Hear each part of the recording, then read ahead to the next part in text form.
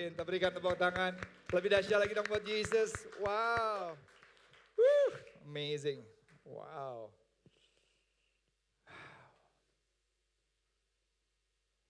Jam 12 ya, 1 jam kita worship ya. Really? Nggak berasa banget. Is that right? Jamnya benar jam 12? Hah? Benar ya? We worship Jesus for 1 hour. Wow. Rasanya kayak 15 menit, 20 menit. Oke. Saya mau melanjutkan khotbah berseri, tapi mungkin saya nggak full supaya kita sama-sama juga bisa menyerap indahnya waktu kita memuji menyembah Tuhan dengan hati yang tulus dan waktu Tuhan sendiri yang melayani kita. Dengan cepat supaya saudara bisa mengerti kita dalam 2 bulan ini lagi mengupas satu topik principle and practice of stress management. Kenapa ini penting? Karena keadaan dan situasi yang memaksakan kita harus beradaptasi, harus berubah. Dengan adanya COVID, dengan adanya perubahan-perubahan yang membuat kita harus cepat atau kita tertinggal. Sedangkan kita belum tentu punya kecepatan yang sama untuk bisa beradaptasi. Kedua, belum tentu kita ada kemampuan untuk bisa beradaptasi, tetapi tidak ada pilihan. Itu membuat orang akhirnya mengalami tekanan, stres, baik di dalam pekerjaan mereka, profesi, bahkan sampai kehidupan individu dan juga keluarga. Semua yang saya bagikan semuanya Alkitabiah. Saya selalu angkat dari setiap tokoh-tokoh yang ada di Alkitab. Minggu pertama kita belajar mengenai we will win the battle. Kalau saudara ingat Yosafat yang dikepung dengan 3 negara kuat. Tetapi bagaimana Yosafat bisa memenangkan peperangan padahal secara hitungan di atas kertas tidak mungkin menang. Saudara bisa dengar di YouTube kalau saudara ada dalam situasi seperti itu. Kelihatannya tidak mungkin saudara bisa mengatasi masalah yang saudara hadapi karena masalahnya bukan 1, tapi 3 masalah besar yang Yosafat harus hadapi. Tapi Yosafat mengalami kemenangan yang besar. Minggu kedua saya bicara mengenai under pressure. Siapa sih orang yang tidak mengalami tekanan sebesar Tuhan Yesus? Nggak ada private life-nya, kemana Yesus ada orang-orang berbondong-bondong mengikuti Yesus. Punya ekspektasi yang besar dari Yesus. Dan bukan hanya itu, mereka menghina Yesus, mengolok-olok, menyalahartikan. Yesus under a lot of pressure. Tapi bagaimana dia tetap tenang? Nah, kita mau belajar, kalau saudara miss, you can again share and watch in the YouTube. Di minggu ketiga saya bicara mengenai Top Gun. Saudara ngatasin 3 orang, 5 orang. Waktu itu Tono aja sempat bilang, waktu di rumahnya lagi harus pagi-pagi sama anak-anak, ya aduh pusing banget nih. Gitu. Itu baru cuma berapa orang. Nah, Musa harus memimpin 2 juta bangsa Israelnya, kerjaannya mengeluh, bersungut-sungut, mengolok-olok. Gak pernah berterima kasih, ungrateful. Dan bukan hanya 1 minggu, bukan hanya 3 hari, 40 tahun. Senjata yang paling canggih Top Gun adalah bagaimana kita bisa mengalami yang namanya peace of mind and peace on your soul. Ketenangan menghadapi semua itu sehingga bisa berpikir apa yang harus dilakukan. Minggu keempat kita belajar response to troubles and conflict. Ini bicara Yusuf. Yusuf sejak dari kecil disalahartikan. Dia bisa mengartikan mimpi, malah saudara-saudaranya jealous, envy, dibuang ke dalam sumur. Yang buang ke dalam sumur siapa? Saudara-saudara kandungnya. Nggak puas, dibuang aja, nggak menghasilkan uang, dijual. Bekerja dengan Potifar, jujur, tetapi difitnah, dikhianati oleh istri Potifar, dimasukin ke dalam penjara. Dia nolong 2 orang juru minum dan juru roti, chef baker sama barista. Tapi setelah udah dibantu mengartikan mimpinya, dilupakan. Lihat perjalanannya, dia harus menghadapi konflik, dia harus menghadapi yang namanya masalah. Terus menerus dalam hidupnya. Tapi Tuhan terus bela. Bayangkan saudara, keluarganya yang menjual dia, adik kakaknya. Pada saat waktu Israel sedang mengalami kelaparan, mereka harus datang ke Mesir. Yusuf menjadi orang nomor 2 di Mesir. Setelah Firaun. Waktu mereka datang, mereka nggak tahu kalau Yusuf adalah orang yang diberikan kepercayaan untuk mengolah pangan, logistik. Mereka nggak berani lihat muka pemimpin tersebut, tapi mereka nggak tahu itu adiknya sendiri. Yusuf punya kesempatan yang sangat luar biasa untuk balas dendam. Ini kesempatan yang luar biasa, dia punya power, dia punya semuanya, dia bisa bunuh atau bikin menyiksa, yaitu saudara-saudaranya yang menjual dia menjadi budak. Tapi dia tidak lakukan itu. Bahkan dia nangis, dia mengampuni, dia memberkati. Ingat JC Fam, yang kita bangun adalah home of love. Kita bukan membalas kejahatan dengan kejahatan. Let people be mean to you. Tapi kita selalu say, always encourage everyone. Jaga hati saudara. Orang mau ngacak-ngacak saudara, orang mau berlaku tidak baik sama saudara. Tapi satu hal, kita tetap harus mengasihi semua orang. Dan memang tidak mudah, tapi I know. Bukan soal bisa atau tidak, tapi soal bisa atau mau. Mau mungkin kalau dengan kekuatan kita tidak bisa. But if you let the Holy Spirit lead your life. Kalau saudara izinkan Roh Kudus memimpin hidup saudara. Saudara gak terlalu gampang stresan. Kenapa? Kita tetap bisa tersenyum. Sedih sih iya, sakit hati iya. Tapi jangan terus pesta kesedihan terlalu lama. Karena saya percaya Tuhan tidak pernah meninggalkan dan mengecewakan saudara. Tuhan punya rencana yang besar dalam hidup kita. Yang percaya katakan amin. Kita berikan tepuk tangan yang meriah buat Tuhan. Oh lebih meriah lagi buat Tuhan Yesus, haleluya. Terus kemudian di minggu kelima kita bicara God has not given up to you. Ini menarik sekali bicara tentang Simpson. Simpson itu dari lahir itu punya kuasa supranatural seperti superhero dari lahir saudara. Tuhan udah kasih. Kecuali rambutnya gak boleh dipotong. Makanya Jimbo gak boleh dipotong rambutnya. Langsung suaranya, kekuatannya langsung hilang. Itu dealnya. Tapi Simpson itu dari kecil, pertama gak pernah berdoa. Kedua, gak pernah mau dengerin Tuhan. Ketiga, buat masalah terus, buat onar terus dari kecil. Masalahnya apa? Gampang marah. 2, 1 gak bisa nawan hawa nafsu. Kalau marah sama orang, bukan dia mukulin orang, dia bunuh saudara. Orang dia kalah taruhan, dia bunuh 300 orang begitu aja. Ada orang yang menyakiti dia bakar hidup-hidup tuh anjing-anjing yang dia punya itu. Ada sampai ribuan anjing dibakar dengan sadis saudara, itu ada di Alkitab. Pokoknya gak kuat tahan amarah. Guys, ayo kita belajar sama-sama. Ada orang yang gampang tahan marah, ada yang cepat marah. Karena waktu kita marah, pasti reaksi kita akan kita sesali di kemudian hari. Yang kedua gak tahan hawa nafsu. Makanya dia jatuh, akhirnya rambutnya harus dipotong. Tapi lihat luar biasa loh. Dia ini gak pernah berdoa. Saudara baca di Alkitab, pernah gak Simpson berdoa? Pernah, Pastor. Sekali di akhir hidupnya.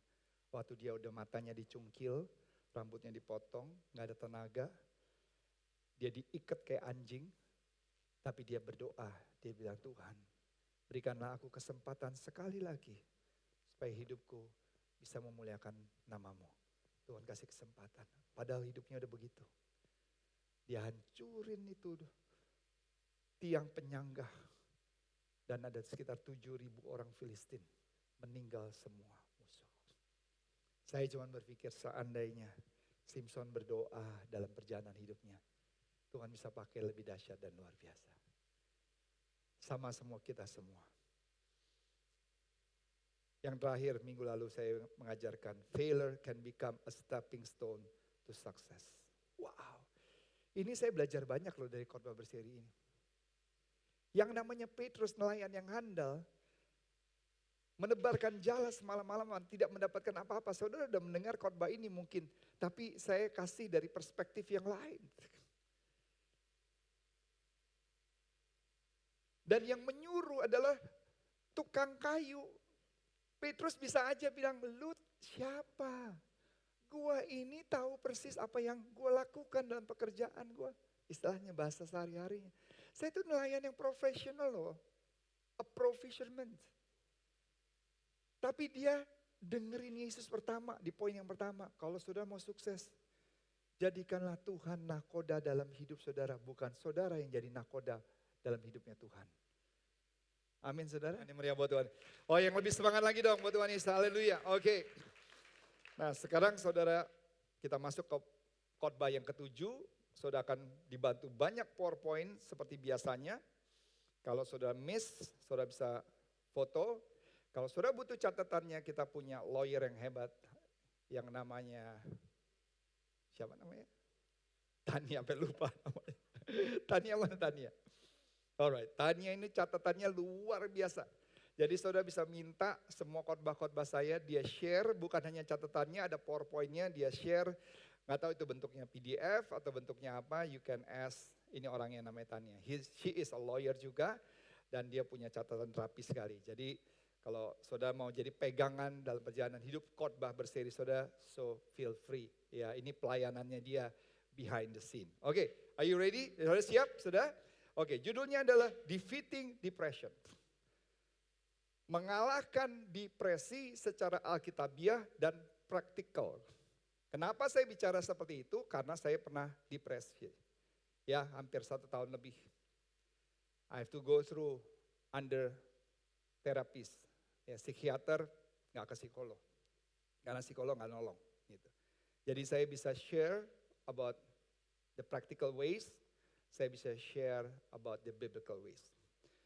How to defeat depression? Depresi ini saat ini, karena saya sering masih consult with my psikiater untuk ngobrol-ngobrol, is one of the greatest problem in the world today. Bahkan mereka berkata ini adalah call of mental illness. Sampai udah menjadi sesuatu yang common dengan keadaan seperti ini. Hampir semua mengalami depresi, baik yang kecil, yang middle, tapi ada juga yang orang mengalami depresi yang berkepanjangan. Atau ciri-ciri mau kepada depresi. Di Alkitabiah aja ada yang namanya Elia. Saudara akan bisa melihat orang yang udah depresi ngomongnya tuh ngawur. Dan Elia tuh serius banget, Tuhan aku mau mati aja saudara. But one person that didn't like, kenapa saudara? Saudara harus tahu sejarahnya Elia ini siapa? Elia ini juru bicaranya Tuhan, ambasadornya Tuhan. Selama 3 tahun saudara. Tuhan pakai Elia untuk menjadi penyambung suaranya Tuhan buat bangsa Israel. Elia mengalami mujizat, lepas mujizat, membangun kebangunan rohani yang luar biasa di Israel selama 3 tahun. So you have to know who this guy, saudara. Tapi ada satu orang yang benci banget sama Elia, namanya Isabel. Isabel adalah putri Isabel. Queen of Isabel, yang orangnya jahat banget, evil spirits. Dan kenapa Isabel ini benci banget sama yang Elia? Karena Elia ini mampu mengalahkan yaitu orang-orang kepercayaannya. Nabi-nabinya Isabel 450 mati semua karena yang namanya si Elia ini. Apalagi waktu suaminya Isabel bilang ke Isabel, ini kejadiannya seperti ini. Dia langsung kebakaran jenggot. Saudara tanya, ini benar gak sih ada di Alkitab? Benar saudara. Lihat di ayat ke-1, 1 Raja-Raja 19 ayat 1. Ketika Ahab suami Isabel memberitahu kepada Isabel segala yang dilakukan Elia, bahwa Elia membunuh semua nabi itu dengan pedang, maka saudara Isabel menyuruh seorang suruhan mengatakan kepada Elia, lompat sedikit, jika besok kira-kira pada waktu ini aku tidak membuat nyawamu sama seperti nyawa salah seorang dari mereka itu, maka waktu Elia dengar nih, itu bukan Isabel sendiri yang ngomong, disuruh, suruhannya sampaikan kepada Elia. Lihat dengar ayat ketiga, maka takutlah Elia lalu bangkit dan pergi menyelamatkan nyawanya, dan setelah sampai ke Berseba yang termasuk di wilayah Yehuda, ia meninggalkan bujangnya di sana, tetapi ia sendiri masuk ke padang gurun sehari perjalanan jauhnya. Lalu apa saudara? Lalu dari keempat, lalu duduk di sebuah apa saudara? Pohon ara. Kemudian ia apa? Ia ingin matinya katanya, yuk baca sama-sama di sini. Mulai dari cukup, 1, 2, 3. Cukuplah itu sekarang ya Tuhan, ambillah nyawaku, sebab aku ini tidak lebih baik daripada nenek moyangku. Ini ada ciri-ciri kandidat yang paling empuk untuk mengalami yang namanya depresi. Waktu secara jasmani, letih. Nanti ada poin yang keempat yang saya mau bahas di sini. Secara emosional capek, bukan hanya jasmani, emosional. Dia kecewa. Dia dalam keadaan udah remuk saudara. Dalam keadaan ketakutan, marah, merasa bersalah, kesepian, ketakutan, worry. Sehingga dia sudah siap untuk mati. Pertanyaannya, why did Elijah get depressed?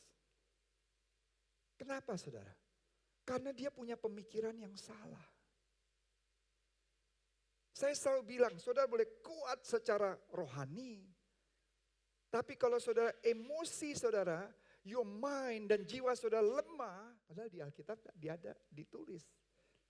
Sebab seperti orang berpikir bukan dalam rohnya, jiwa. Jiwa apa sih? Pikiran, kehendak, dan perasaan. Supaya saudara mengerti. Saya itu masih suka baca buku sekuler. Saya harus sebulan itu pasti harus baca 1 buku. So that I can keep up. Nggak jadi orang yang bodoh. Tahu Alkitab tapi nggak tahu apa-apa di luar sana. Itu namanya nggak nyambung saudara dalam kehidupan sehari-hari. If you think in a negative way, you're going to feel depressed. Karena saudara berpikir, itu kan pikiran, perasaan, dan kehendak. Dikatakan sebab seperti orang berpikir, perasaan, dan kehendak dalam jiwanya, demikianlah orang tersebut. Coba kasih lagi dong ayatnya, Pastor Ed, supaya saya bisa mengerti. Oke, kita lihat di ayat Filipi 4, ayat ke-8. Yuk baca sama-sama. Makanya Tuhan bilang gini, yuk sama-sama dengan suara yang keras. 1, 2, 3. Akhirnya saudara-saudara, isilah pikiranmu dengan hal-hal bernilai yang patut dipuji, yaitu hal-hal yang benar, yang terhormat, yang adil, murni, manis dan baik. Itu yang harus diisi, whatever is true, whatever is honorable, whatever is right, whatever is pure. Itu yang harus diisi pikiran kita. Karena pikiran itu jiwa. Dan jiwa itu yang akan membuat kita menjadi kita, saudara sekarang. Oke, kita akan belajar. Ada 4 poin dengan cepat. Nanti saya akan sambung minggu depan. So, make sure you come again, make sure you bring friends. Oke, yang pertama. Apa yang kita bisa pelajari dari Elia? Ini semua dari Alkitab loh, saudara. Saya nggak ngarang-ngarang, saudara. Oke, yang pertama. Jangan fokus dengan perasaan, tapi dengan fakta. Jangan fokus dengan perasaan, tapi dengan fakta. Kenapa saudara? Sekali lagi saya mau tanya masalah, kenapa yang namanya Elia ini bisa stres? Because he allowed his emotion to overpower his mind. Wow. Dia izinkan jiwanya ini mengontrol pikirannya. Sehingga akhirnya dia stres. 1 Raja 19 ayat ketiga. Maka takutlah ia lalu bangkit dan pergi menyelamatkan nyawanya. Pertanyaannya begini saya tanya sama saudara. Itu ancaman daripada Isabel benar nggak? Ancamannya benar nggak saudara? Benar nggak menurut saudara? Benar. Mau dibunuh, mau disikat, ya bener lah. Siapa yang nggak benci Isabel punya power, dia punya pasukan, nabi-nabinya dihajar habis 450, gimana dia nggak marah, dia mau bunuh. Dia panggil tuh semua tukang pukulnya dia, pembunuh bayaran semua. Itu dipanggil, dikumpulin untuk hajar habis yang namanya Elia. Bener nggak? Bener, no doubt. Apakah Isabel sendiri akan turun tangan dan bunuh tusuk pada akhirnya ke Elia? Bisa nggak? Bisa saja terjadi. Ini kalau belum kejadian ya. Tapi kita nggak pernah tahu karena nggak ada ditulis itu. Saudara mau tahu faktanya? Ini keren nih saudara. Faktanya yang pertama, Elia bisa mengalahkan 450 nabi Baal. Ini lagi ngadu saudara. Misalnya saya sama Willy, dia jagoan Tanah Abang, saya jagoan Puri. Dia terkenal di Tanah Abang, saya terkenal di daerah Puri. Oke, Will, lakukan apa yang kamu bisa lakukan. Waktu dulu nih, nabi-nabinya nih, para 50, Elia sendiri loh, ingat 450 lawan 1. Dia bangun altar untuk menyembah berhala. Dibangun kayu, api untuk memanggil Tuhan mereka. Elia biarin, gak apa-apa. Mereka berdoa, wah berdoa 450 orang, rame sudah bayangan. Memohon luar biasa, memohon supaya Tuhan turun, buktikan kepada Elia, bunuh Elia. Jadi mereka 450 nih bukan mau ngebunuhnya Elia pakai pedang, tapi dengan cara manggil Tuhan mereka. 450, wah ramai pujian, penyembahan, caranya mereka. Berdoa, terjadi apa-apa gak? Nothing. Nggak terjadi apa-apa. Elia cuma nontonin aja. Udah. Oke gantian ya, dia bilang. Di tempat yang sama, dia buat lingkaran, terus dia buat parit, terus dia tumpuk-tumpukin kayu-kayu, terus kemudian dia buat api, terus kemudian dia, ini lucu, dia mulai siram kayu-kayunya pakai air yang harusnya apinya mati. Terus dia siram lagi, semuanya sampai becek, sampai hampir kayak mau banjir saudara. Yang harusnya tuh api gak bisa nyala. Apa yang terjadi? Dia berdoa, memohon pada Tuhan. Api Tuhan turun, padahal ini banjir saudara, banjir. Itu membakar semuanya. Bahkan korban persembahan pun semuanya terbakar habis, yang ada cuma debu semuanya pada saat itu. Wow. Dan Elia pray, the fire of the Lord came down and consumed the wood that has on the altar. It consumed all the water that has been poured on the altar, even the water that was in the trench. Semua air-airnya dibakar habis semua. Artinya apa? Dia membuktikan bahwa Tuhan yang dia sembah adalah Tuhan yang bisa diandalkan. Tuhan nyata, Tuhan powerful. Ini fakta loh. God is real, God is powerful, God is almighty. Dan dia tidak lari selangkah pun dari 450 Nabi Baal yang coba untuk membunuh dia. Tapi sekarang cuma dapat kabar dari suruhannya Isabel. Elia runs for his life. Karena fokusnya bukan kepada faktanya, tapi kepada feelingnya membuat dia takut. Saya nggak bilang saya selalu seperti orang Kristen dan berperilaku seperti orang Kristen selalu yang wah pastor ngajar sih luar biasa. Tapi kan takut juga. Iya, saya walaupun Kristen tapi dalam kehidupan ya saya pasti ada takut, khawatir ya. Yang kedua saya juga bisa berkata bahwa saya nggak selalu merasa Tuhan selalu ada selalu sama saya 24/7. Tuhan nggak pernah meninggalkan. Seringkali saya suka kadang-kadang merasa Tuhan tuh di mana ya? Tuhan kok kayak rasa jauh. Tapi saya tahu Tuhan nggak pernah meninggalkan saya. Perasaan bisa, tapi saya tahu faktanya Tuhan selalu ada bersama dengan saya. Yang setuju katakan amin. Perasaan boleh, tapi saudara tahu tubuhmu adalah bait Allah dan Roh Kudus ada dalam hidup saudara. Jadi Tuhan always with you. Mau perasaan saudara Tuhan jauh atau enggak itu soal perasaan. Kita bicara soal fakta. Firman Tuhan bilang Tuhan tidak pernah sekali-sekali meninggalkan dan membiarkan kita. Oke, kita berikan tepuk tangannya meriah buat Yesus. Oh, lebih meriah lagi, haleluya. Dengarkan baik-baik, you see the feelings often lies. Perasaan saudara bisa membohongi saudara. Ini ayat favorit saya ini di Ibrani 13 ayat 5b. Ayat 5 dan selanjutnya ayat ke-6. Yuk baca sama-sama. 1, 2, 3. Aku sekali-sekali tidak akan membiarkan engkau. Sekali lagi Tuhan bilang, aku sekali-sekali tidak akan meninggalkan engkau. Tuhan adalah penolongku. Karena saudara 4 sedikit. Aku tidak akan takut. Apakah yang dapat dilakukan apa saudara? Manusia terhadap aku. Karena itu don't base your actions on your feelings. Tapi based on the facts. Berdasarkan fakta janji Tuhan.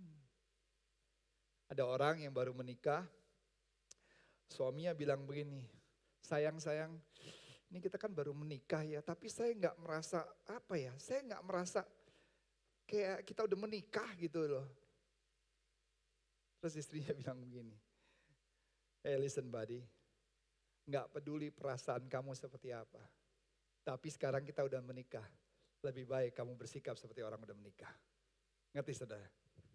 Kadang-kadang kalau baru menikah kayak habis pacaran gitu, terus tiba-tiba menikah cuman rasanya kayak aneh ya. Kita udah nikah, bodoh amat mau udah nikah atau enggak. That's the fact, that's the life. Yang pertama, jangan fokus dengan perasaan, tapi fokusnya dengan apa saudara? Fakta, katakan fakta. Oke, yang kedua. Jangan bandingkan dirimu dengan orang lain. Ini ada ayatnya. Elia bandingkan ke siapa sih? Mau lihat saudara, yuk baca 1 Raja 19 ayat 4b. 1, 2, 3. Oke, semua sama-sama ya. 1, 2, 3. Cukuplah sekarang ya Tuhan, ambillah nyawaku karena aku tidak lebih baik daripada siapa? Nenek moyangku. He was comparing himself to other people. Pernah gak saudara lakukan itu? Pernah gak saudara bilang, oh if I could just be like, kalau saya bisa kayak so and so and so, and next slide please. Oke. So and so and so. Ini kan kita lagi berandai-andai. Kalau saudara mulai membandingkan diri saudara kepada orang lain, saudara sedang mencari masalah saudara dalam hidup saudara. Itu satu. Kalau saudara, if you think you are better than someone else, kalau saudara pikir saudara lebih baik, akibatnya apa? Sombong saudara. Jimbo aja pernah kesaksian tuh, main gitar kan udah pernah saya ceritain. Karena sombongnya. Sampai Tuhan kasih kaku, gak bisa begini. Kita kan kadang-kadang suka begitu, melihat orang. Di gereja pun juga sama. Kita mulai ngebandingkan, lo. Gitu. Atau, if you think you are worse off than someone else, you will have envy. Kalau sudah merasa kayak sudah gak lebih bagus, sudah akhirnya cemburu, terus akhirnya minder. Ini yang terjadi kepada Elia. Kita lihat di ayat ke-17. Yakobus 8 ayat 17. Siapa sih Elia ini? Aduh, kadang-kadang suka gemes deh. Kita ini suka gak ngelihat apa yang Tuhan kasih, tapi ngelihatnya apa yang gak ada di kita, yang ada di orang lain. Elia ini coba saudara, aduh saya pikir ngapain sih banding-bandingin sama orang lain di ayat 17. Elia adalah manusia biasa sama seperti siapa saudara? Kita ialah bersungguh-sungguh berdoa supaya hujan jangan turun dan hujan pun tidak turun di bumi selama 3 tahun 6 bulan. Lalu ia berdoa lagi dan langit menurunkan hujan dan bumi pun mengeluarkan buahnya. Tapi Elia di depannya adalah manusia biasa sama seperti siapa saudara? Kita. Tuhan pakai Elia, Tuhan pakai kita juga. Dia harusnya gak perlu, he didn't need to compare himself to others. He was unique just as you and I are unique. Oh, yang setuju katakan amin. Yuk kita berikan tepuk tangan yang meriah buat Tuhan Yesus. Ilya unik, saudara unik, Handi unik, semua unik, Susan unik, Nindi unik, semua, every one of us unik, saudara. Jericho unik dengan multi talentsnya, every one of us. Jangan membanding-bandingkan dengan yang lain. Because comparing yourself to others only leads to all kinds of problems, stress, and depression. Dan merasa saya itu gak seperti ini, secara keuangannya, aduh saya gak ganteng, saya gak cantik, saya gak punya talenta begini. Kenapa saudaranya? Fokus kepada apa yang saudara tidak miliki. Elia udah hebat begitu, masih dia ngebandingin lah kepada nenek moyangnya lah, pada siapanya lah nanti. Yang ketiga, belajar sesuatu, amin. Jangan tegang, santai. Kan kita sama-sama belajar. Saya cuma dapat kesempatan daripada Tuhan. Seperti corongnya Tuhan, berarti apa yang saya bagikan juga saya belajar. Jadi saudara jangan bilang, Pastor Ed sih emang bisa, Pastor Ed bisa pasti. Jangan banding-bandingkan, kita sama-sama belajar. Oke, yang ketiga. Yang pertama, jangan fokus dengan perasaan tapi fakta. Yang ketiga, jangan bandingkan dirimu dengan orang lain. Yang ketiga, apa saudara? Ya sama-sama baca biar enak nih. Jangan selalu memperkatakan hal-hal yang negatif. Nih ya orang kebiasaannya kalau buat kesalahan gini. Aduh saya buat kesalahan nih. Memang saya orang gagal dah. Saya memang pecundang deh. Memang saya udah hidup ini udah lakukan kesalahan lagi. Gitu. Dari mulutnya ngomong seperti itu.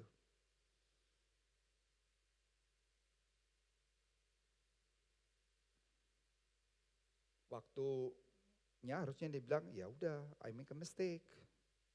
Atau dia lagi jalan, kesandung. Harusnya dia bilang apa? Aku kesandung, sorry ya tadi kesandung. Tapi bilangnya apa? Memang saya bodoh. Tanpa sadar dia suka bilang gitu. Waktu kita makan banyakan, dia bilang, makanya jangan banyak-banyak gitu. Ya gak apa-apa, memang gue kayak babi kok. Keluar dari mulutnya tuh hal yang negatif. Dan kita suka melebih-lebihi, we like to exaggerate the negative and that leads to a pity party. Ini yang membuat orang tuh stres. Kenapa? Karena fokusnya kepada hal yang negatif, dilebih-lebihin, dibesar-besarkan hal yang negatif, diperkatakan lagi saudara. Buktinya apa? Pastor Ed ada di 1 Raja-Raja 19 ayat 10b. Yuk baca sama-sama, 1, 2, 3. Hanya apa? Saya sendirilah yang tinggal dan sekarang mereka mau membunuh saya. Tunggu, dengerin. Elia bilang apa? Hanya apa saudara? Hanya apa saudara? Saya sendiri. Tuhan bilang, lu gila lu. Kalau tidak perjalananmu nanti terlalu jauh bagimu. Maka bangunlah lalu dia makan roti bakar, minum. Dan oleh kekuatan makanan itu ia berjalan 40 apa saudara? 40 hari, 40 malam he ate and drank and was strengthened by the food. He need proper rest. He need proper nourishment, saudara. Dan kalau saudara lihat, dia olahraganya dari mana, Pastor? Nggak ditulis kok. Dengerin, jalan 40 hari. Kalau nggak biasa dia olahraga, nggak sanggup jalan 40 hari. A way to deal with depression is rest and food, good exercise, good night's sleep. Because when you are physically tired and mentally drained, you are prone to depression. Tapi kalau saudara lebih kuat, istirahat cukup, masalah ada tuh lebih kuat saudara. Tapi kalau udah kayak saudara kurang tidur, capek, aduh masalah dikit aja langsung, orang begitu tuh. Orang yang gak kuat, gampang. But if you're depressed, one big step, last one, to take care of your physical needs adalah physical health. Because physical health affects emotional health. And I hope you learn something. Bukan hanya spiritual, tapi juga mentally, emotionally, dan juga physical. And that you get it in Jakarta Church by Jesus. God bless you. Tuhan Yesus memberkati. Kalau kita berikan tepuk tangan yang meriah buat Yesus, mari kita bangkit berdiri. Tuhan, kami bersyukur kami belajar bersama-sama pada hari ini mengalahkan depresi. Kalau hamba-Mu dan kami semua ada yang sempat fokus dengan perasaan, tapi kami tahu perasaan itu sering berbohong. Tapi kami mau percaya dengan fakta, yaitu janji Tuhan. Hari ini jangan mulai membandingkan saudara dengan orang lain. Elia aja udah hebat banget, masih banding-bandingin dengan orang lain. Padahal dia berdoa hujan gak turun, hujan gak turun. Dia berdoa hujan turun, semua pohon-pohon berbuah terjadi. Tapi dia masih bandingin ke nenek moyang. Ketiga, jangan memperkatakan hal-hal yang negatif. Jaga apa yang keluar dari mulut berasal dari hati. Keempat, yang terakhir, ingat, saudara bisa jalan pagi, jalan pagi. Lakukan apa yang saudara bisa lakukan, exercise. Jangan bilang, gue udah tua nih, saya udah begini. Jangan, selama saudara masih diberikan kesempatan hidup, jaga kesehatan saudara. Jaga jasmani dengan baik. Lakukan exercise, apapun juga, mau ngepel, mau jalan sama anjing, mau jalan sendiri, mau apa olahraga, do it. Saudara lakukan itu, I believe hidup saya akan menjadi hidup saudara menjadi lebih baik dan kita bisa memuliakan Tuhan. Oh itu ini. Dalam nama Tuhan Yesus, hamba-Mu berdoa untuk setiap anak-anak-Mu tempat ini, termasuk kami semua yang on stage, mereka yang menyaksikan live streaming. Kami percaya khotbah hari ini memperlengkapi kami, supaya kami bisa menjadi pribadi yang lebih kuat dari dalam keluar juga. Dan kami berdoa untuk minggu depan, kami akan lanjutkan, karena minggu depan ada 3 hal yang sangat penting. Ron, masih ada gak PowerPoint-nya, Ron? Saya kasih teasernya saudara ya. Kalau 4 hal ini, itu adalah bicara mengenai kita. Bagian pertama adalah bagian kita harus memiliki pikiran yang kuat dan positif. Minggu depan, ada next slide. Bagian kedua adalah pembaruan spiritual kita. Saya kasih aja. Poin nomor 5, Ren keluarin, bawa masalah kepada Tuhan. Poin nomor 6, alami zaman Tuhan. Poin nomor 7, temukan petunjuk dari Tuhan. Itu yang dialami Elia. Jadi ada 2 periode. Relevan sama Christ Center. Bukankah itu visi daripada our church? So please come and alami minggu depan lawatan Tuhan melalui Arts of Heaven, jamahan Tuhan, dan kita bisa jadi kuat. God bless you. Kita berikan tepuk tangan yang meriah buat Tuhan Yesus.